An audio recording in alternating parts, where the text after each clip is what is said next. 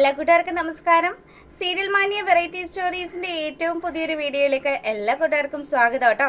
അപ്പൊ ഞാൻ എത്തിയിരിക്കുന്നത് നമ്മുടെ കഥാനായിക സീരിയലിന്റെ ആ ഒരു സൂപ്പർ ഹിറ്റ് കഥയൊക്കെ ആയിട്ടാണ്. അപ്പം നിങ്ങൾ ആരെങ്കിലും ആദ്യമായിട്ടാണ് എൻ്റെ ഈ ഒരു ചാനൽ കാണുന്നതെങ്കിൽ നിങ്ങൾക്ക് ഇഷ്ടപ്പെട്ട് കഴിഞ്ഞാൽ ഇപ്പൊ തന്നെ ഒന്ന് സബ്സ്ക്രൈബ് ചെയ്ത് വെച്ചേക്കാം കേട്ടോ. അപ്പൊ നമുക്ക് നേരെ നാരായണിയുടെ ആ ഒരു കഥയിലേക്ക് പോയാലോ. കഥ തുടങ്ങുമ്പോൾ തന്നെ നമ്മളെ കാണിക്കുന്നത് ബാലഗോപാലനും അനൂപും കൂടി ഭാരതിയുടെ വീട്ടിലെത്തുന്നതാണ്. അപ്പം ഭാരതിയോടാണെങ്കിലും നമ്മുടെ നാരായണിയുടെ കാര്യമൊക്കെ അവതരിപ്പിച്ചു. നാരായണിയുടെ കാര്യം കേട്ടതും ഭാരതി ആണെങ്കിൽ കലി തുള്ളി നിൽക്കുകയാണ്.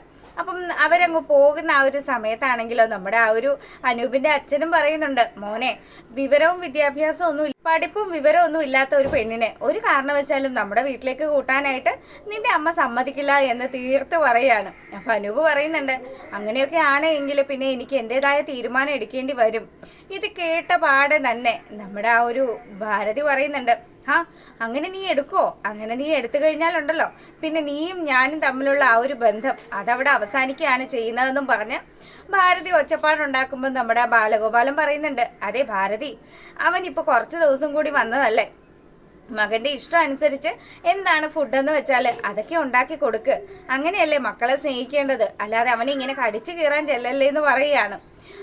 എന്തേലും ആയിക്കോട്ടെ. അങ്ങനെ ഭാരതി ആണെങ്കിൽ അനൂപിന് കഴിക്കാനായിട്ടുള്ള ഭക്ഷണമൊക്കെ എടുക്കാൻ വേണ്ടി പോവാണ്. അപ്പൊ ആ ഒരു സമയത്ത് അനൂപിന്റെ അച്ഛൻ വന്ന് വളരെ കാര്യമായിട്ട് അനൂപിന്റെ അടുത്ത് സംസാരിക്കുകയാണ്. മോനെതെ, നിന്റെ അമ്മയുടെ ആ ഒരു വാക്കുകൾ കേട്ട് നിന്റെ അമ്മയുടെ അടിമയെ പോലെയാണ് ഞാൻ. ഒരിക്കലും എന്റെ മോൻ അങ്ങനെയുള്ളൊരു സാഹചര്യത്തിലൂടെ കടന്നു പോകാനായിട്ട് അച്ഛൻ ആഗ്രഹിക്കുന്നില്ല. അപ്പം നീ ആലോചിച്ച് കാര്യങ്ങൾ മുന്നോട്ട് കൊണ്ടുപോകുന്നു പറയുകയാണ്. അതിനുശേഷമാണെങ്കിൽ നമ്മുടെ ബാലമാമ്പ പറയുന്നുണ്ട്, എടാ എത്രയൊക്കെ വന്നാലും എനിക്ക് എന്റെ മക്കളെ കാണാനൊക്കെ തോന്നുന്നുണ്ട്. അപ്പം ഞാൻ അങ്ങോട്ട് പോവാന്ന് പറയുന്ന ആ ഒരു സമയത്താണെങ്കിൽ ഭാരതി ഓടി വരികയാണ്.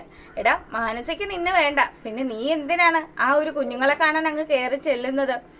അത് ചേച്ചിക്ക് പറയാം, എത്രയൊക്കെ വന്നാലും അവള് എന്റെ ഭാര്യ അല്ലാതെ ആവില്ലല്ലോ, ആ കുഞ്ഞുങ്ങൾ എന്റെ രക്തത്തിൽ പറഞ്ഞ കുഞ്ഞുങ്ങളും അല്ലാതെ ആവില്ലല്ലോ. അങ്ങനെ ബാലഗോപാലനാണെങ്കിൽ ഇതാ മാനസയുടെ വീട്ടിലേക്ക് പോവാണ് എന്നുള്ളൊരു വാക്കും പറഞ്ഞ് അവിടുന്ന് പോവാണ്.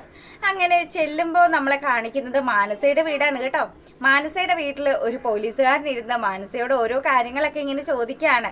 എങ്ങനെയാണ് ആ ഒരു അപകടം ഉണ്ടായതെന്നുള്ളതും അതുപോലെ തന്നെ നിങ്ങൾക്ക് ആരെങ്കിലും സംശയമുണ്ടോ എന്നുള്ള കാര്യമൊക്കെ തിരക്കുമ്പം മാനസ പറയുന്നുണ്ട്, എനിക്ക് ഒരാളെ സംശയമുണ്ട്, പക്ഷേ ആ ഒരാളിലേക്ക് നിങ്ങൾ എത്രയൊക്കെ ആലോചിച്ചാലും നിങ്ങൾക്ക് എത്താനായിട്ട് സാധിക്കില്ലല്ലോ.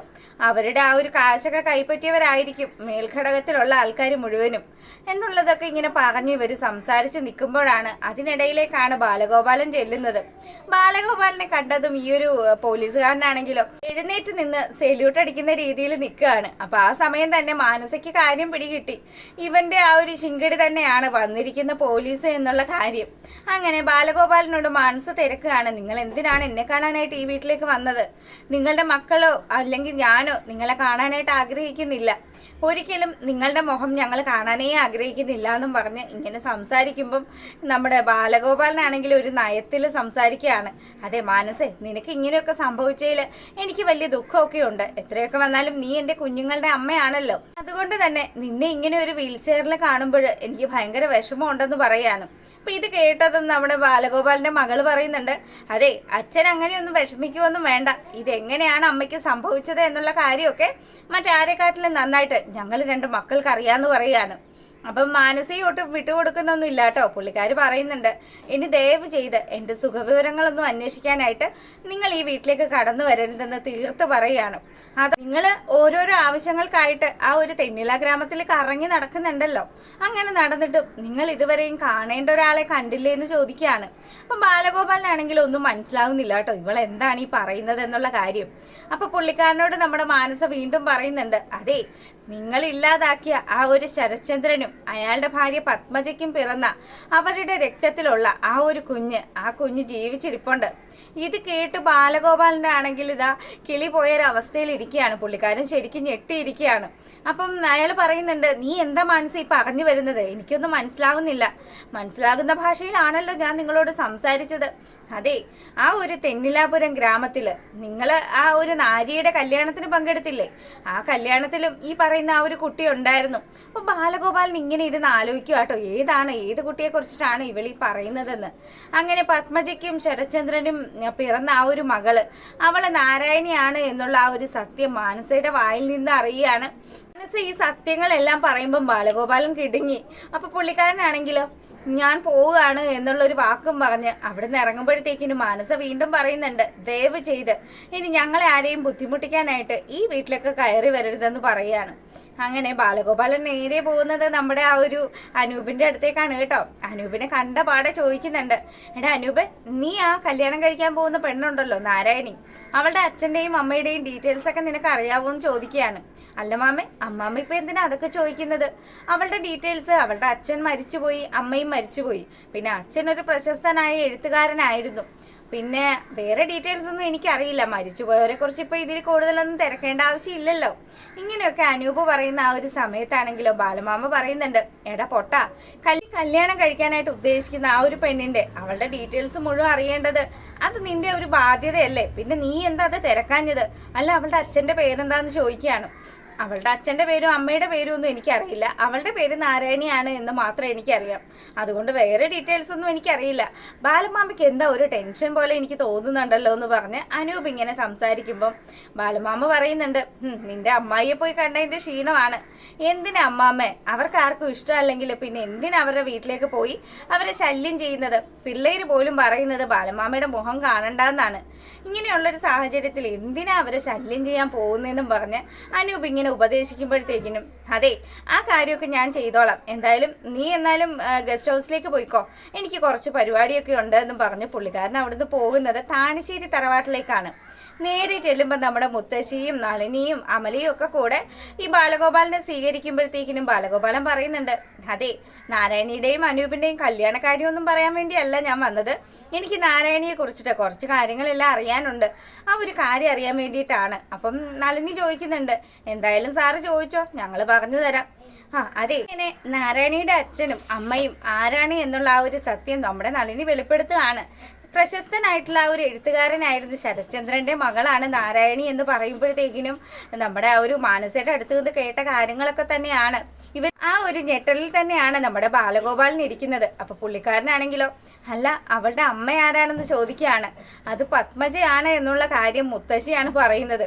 ഇത് കേട്ടതും നമ്മൾ ഉദ്ദേശിച്ചതുപോലെ തന്നെ ബാലഗോപാലന്റെ മനസ്സിലേക്ക് ഒരു കടലിരമ്പുന്ന ആ ഒരു വേഗത്തില് നാരായണിയുടെ ആ ഒരു മുഖവും നമ്മുടെ പത്മജയുടെ മുഖവും ശരത്തിന്റെ മുഖവും ഒക്കെ ഇങ്ങനെ മിന്നി മാറുകയാണ്. അപ്പോഴത്തേക്കിനും തന്നെ നളിനി പറയുന്നുണ്ട്, അതെ നിങ്ങൾ അന്ന് ഇവിടെ വന്ന് പോയില്ലേ, ആ ഒരു കാര്യത്തിന് ശേഷം അവളുടെ ആ ഒരു ശരീരത്തിലേക്ക് എന്തൊക്കെയോ ബാധകളൊക്കെ കയറിയായിരുന്നു. അപ്പം ആ ഒരു ബാധ കയറുന്ന പെണ്ണിനെ നിങ്ങളുടെ അനന്തരവന് വേണ്ടിയിട്ട് ആലോചിക്കണം, അത് മോശമല്ലേ? അത്തരത്തിലുള്ളൊരു പെണ്ണിനെയൊക്കെ കല്യാണം കഴിച്ചു കഴിഞ്ഞാൽ പിന്നെ ജീവിതം വളരെ മോശമായിരിക്കും എന്നുള്ള കാര്യമൊക്കെ നളിനി ഇങ്ങനെ ബാലഗോപാലിന്റെ അടുത്ത് പറയുകയാണ്. ഇത് കേട്ടതും അമല പറയുന്നുണ്ട്, എല്ലാ കാര്യങ്ങളും ഞാൻ ഭാരതി ആന്റിയെ വിളിച്ച് പറഞ്ഞായിരുന്നു, അപ്പം ആന്റിക്ക് കാര്യങ്ങളൊക്കെ അറിയാവുന്നത് കൊണ്ട് തന്നെ അനൂപിനെ കൊണ്ട് നാരായണിയെ കല്യാണം കഴിപ്പിക്കില്ല എന്നുള്ളത് കാര്യം എനിക്ക് നല്ല നിശ്ചയമുണ്ടെന്നും പറഞ്ഞ് അമലയും കട്ടയ്ക്ക് നിൽക്കുകയാണ്. അപ്പൊ ഈ സമയത്താണെങ്കിലോ ബാലഗോപാലിന് ഇതൊക്കെ കേട്ട് തല വരുത്തിരിക്കുന്ന ഒരു അവസ്ഥയിലാണ് ഉള്ളത്. പുള്ളിക്കാരൻ പറയുന്നുണ്ട്, അതെ നാരായണിയുടെ കാര്യം ഇനി എനിക്ക് ആലോചിക്കേണ്ടിയിരിക്കുന്നു, ഇങ്ങനെയുള്ളൊരു കുട്ടിയെയൊക്കെ എൻ്റെ മോനെ കൊണ്ട് കെട്ടിക്കുക എന്ന് പറഞ്ഞാൽ അത് ശരിയായ ഒരു കാര്യമല്ല. ഒരു കാര്യം ചെയ്യും, നിങ്ങൾ നാരായണിക്ക് പറ്റുന്ന മറ്റൊരു ബന്ധം ആലോചിച്ചോ എന്നും പറഞ്ഞ് നമ്മുടെ ബാലഗോപാലനാണെങ്കിൽ താണിശ്ശേരി തറവാട്ടിൽ നിന്നും ഇറങ്ങുകയാണ്. അപ്പം ഇറങ്ങുന്ന ആ ഒരു സമയത്താണ് പുള്ളി ആ ഒരു കാഴ്ച കാണുന്നത്. നമ്മുടെ നാരായണി അവിടുന്ന് നടന്നു വരികയാണ്. നാരായണി വന്ന പാടെ വെളിച്ചപ്പാട് അരുൾപ്പാട് ചെയ്തത് ആ ഒരു കാര്യം തന്നെയാണ്. അവള് ദേവിയാണ്, അവള് ദേവിയെ പോലെ നിന്റെ മുന്നിലേക്ക് വരും, പ്രത്യക്ഷപ്പെടും എന്നുള്ള ആ ഒരു കാര്യമൊക്കെ ഇങ്ങനെ ബാലഗോപാലിനെ ആലോചിക്കുക കേട്ടോ. നടന്നു വരുന്ന നമ്മുടെ നാരായണിയെ കണ്ടതും കറക്റ്റ് പത്മജയുടെ രൂപമായിട്ടാണ് ബാലഗോപാലിന് തോന്നുന്നത്. അങ്ങനെ ബാലഗോപാലൻ വരണ്ട് നിൽക്കുന്ന ആ ഒരു സീൻ അപ്പോഴത്തേക്കിനും നമ്മുടെ നാരായണി വന്ന് ചോദിക്കുന്നുണ്ട്, അല്ലെ എന്താ വന്നത് എന്നുള്ള കാര്യം ചോദിക്കുമ്പം ഞാൻ മോളെ കാണാൻ വേണ്ടിയാണ് വന്നത്, മോള് ശരത്ചന്ദ്രന്റെയും പത്മജയുടെയും മകളാണല്ലേ, ആ സത്യം അത് ഞാൻ ഇന്നാണ് മനസ്സിലാക്കിയത്, അനൂപിന് ഇതൊന്നും അറിയില്ലെന്ന് ചോദിക്കുകയാണ്. അതൊന്നും എനിക്കറിയില്ല, അനൂപ് ഡോക്ടറിനെ എൻ്റെ അച്ഛൻ എഴുത്തുകാരനാണെന്നറിയാം, അമ്മയെ കുറിച്ചിട്ടും അറിയാം, അല്ലാതെ കൂടുതൽ കാര്യങ്ങളൊന്നും അറിയുമെന്ന് എനിക്കറിയത്തില്ല. മോൾ എന്തിനാ എന്നെ ഇങ്ങനെ രൂക്ഷമായി നോക്കുന്നത് എന്നുള്ളതാണ് അടുത്ത ചോദ്യം. അപ്പോഴും നാരായണി പറയുന്നുണ്ട്, ഞാൻ രൂക്ഷമായി നോക്കിയതല്ല, ഞാൻ എൻ്റെ നോട്ടവും ഭാവവും ഒക്കെ ഇങ്ങനെയൊക്കെ തന്നെയാണ്, അപ്പോഴത്തേക്കിനും പുള്ളിയാണെങ്കിലും അവിടുന്ന് പോവാൻ തുടങ്ങുന്ന ആ ഒരു സമയത്ത് നാരായണി രൂക്ഷമായി തന്നെയാണ് ബാലഗോപാലിനെ നോക്കുന്നത്. അപ്പൊ തന്നെ നമ്മുടെ ബാലഗോപാലൻ ഇങ്ങനെ ചിന്തിക്കുന്നുണ്ട്, ബാധ കയറുന്ന പെണ്ണാണെന്നൊക്കെയാണ് പറയുന്നത്. ഇനി ഇവൾക്ക് പത്മജയുടെ ബാധ എങ്ങാനും ആണോ കയറിയിരിക്കുന്നത്? അപ്പൊ പുള്ളിക്കാരന് ഭയങ്കര ടെൻഷനായി കേട്ടോ. നാരായണിയാണെങ്കിലോ ഇവനെ കണ്ണെടുക്കാതെ നോക്കുകയാണ്. അപ്പം നാരായണി ഇങ്ങനെ ചിന്തിക്കുന്നുണ്ട്, താൻ ശരത്തിന്റെയും പത്മജയുടെയും ആ ഒരു രക്തത്തിൽ പറഞ്ഞ മകളാണ് എന്നുള്ള സത്യം തിരിച്ചറിഞ്ഞാണ് ബാലഗോപാലൻ തന്റെ മുന്നിലേക്ക് വന്നിരിക്കുന്നത് എന്നുള്ള കാര്യം. അപ്പൊ ബാലഗോപാലൻ പറയുകയും കൂടെ ചെയ്തു, ഇനി നാരായണിക്ക് പറ്റുന്ന ഒരു ചെറുക്കനെ അത് തിരഞ്ഞെടുക്കണം. അനൂപിന്റെ കാര്യം നാരായണി മറന്നേക്ക് എന്നുള്ള രീതിയിലാണ് ഇങ്ങനെ സംസാരിക്കുകയൊക്കെ ചെയ്തിട്ട് പോയത്. നാരായണി ഈ കാര്യങ്ങളെല്ലാം അവിടെ നിന്ന് ആലോചിക്കുന്നതായിട്ട് കാണിച്ചുകൊണ്ടാണ് നമ്മുടെ ഇന്നത്തെ കഥ വൈൻഡപ്പ് ആകുന്നത്. അപ്പൊ കൂട്ടുകാർക്ക് ചാനൽ ഇഷ്ടമാകുവാണെങ്കിൽ സബ്സ്ക്രൈബ് ചെയ്യുക. താങ്ക്